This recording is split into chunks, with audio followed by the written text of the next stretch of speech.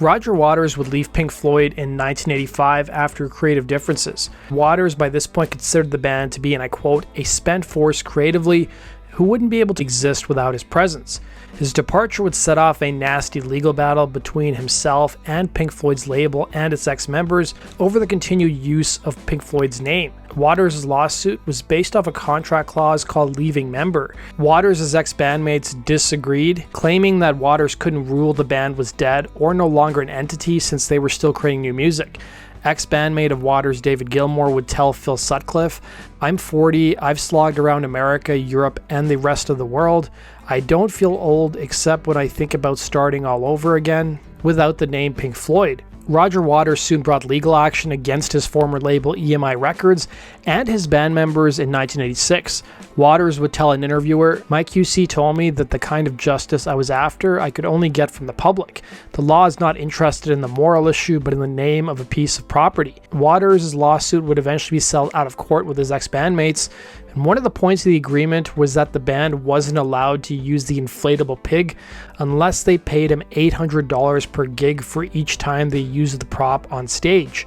In 1987, Pink Floyd would release their first album without Roger Waters called A Momentary Lapse of Reason, and the album was a huge success, and Pink Floyd continued to tour in big venues and played in front of 5 million people worldwide. Waters, meanwhile, had downsized to smaller venues and was having trouble selling out tour dates. Waters would be quoted as saying at the time, "I'm out on the road in competition with myself and I'm losing." The original Pink Floyd pig would be partially designed by Roger Waters and would appear on the group's 1977 album Animals, and because there was so much bad blood between Waters and his bandmates, David Gilmour looked to spite his former bandmate. So what did he do?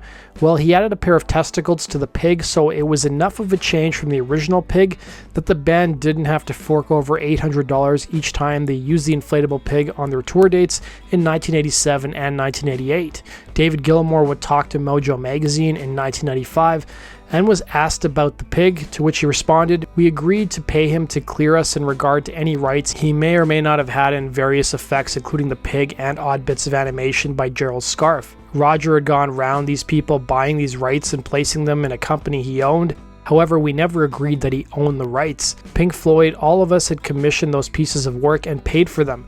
In order to save ourselves a huge amount of extra aggravation and lawsuit possibilities, we agreed to pay him a fee for any right that he may or may not have had. I did not believe that he had a leg to stand on, and on the tour, no such money was paid to him. Mojo would follow up about the pig balls, to which Gilmour responded, "Someone did suggest that if we altered the design of the pig, then Roger couldn't claim it. A pig's a pig, for Christ's sake. How do you alter its design? You add testicles." Well, it was amusing for us. Waters would tell Rolling Stone, meanwhile, "They added balls to it apparently, I'm told, but they thought that meant I couldn't sue them for stealing my ideas and designs. Anyway, whatever. So Piggy apparently did that tour, which I never saw." As for the lawsuit he brought against his former bandmates, Waters would tell the BBC in 2013, "I was wrong. Of course I was. Who cares?" That does it for today's video, guys. Thanks for watching. Be sure to like button and subscribe. We'll see you again in Rock and Roll True Stories. Take care.